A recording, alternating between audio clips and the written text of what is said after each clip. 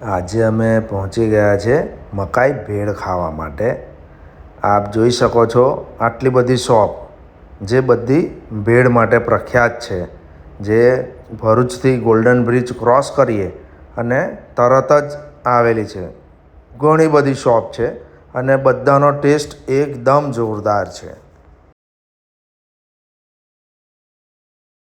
અમે એક શોપ પટેલની પ્રખ્યાત ભેળ સેન્ટરની મુલાકાત લીધી અને એ લોકો કઈ રીતે પ્રિપેર કરે છે મકાઈ ભેળ એ પણ જાણ્યું અને ખૂબ એન્જોય કર્યું।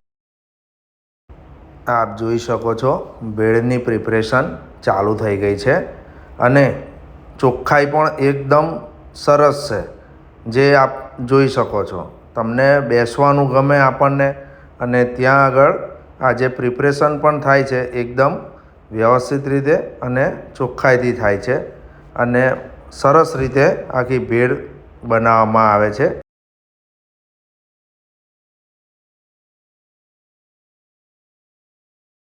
મકાઈ ભેળ તો બની ગઈ, પણ એનો ટેસ્ટ એકદમ જોરદાર હતો।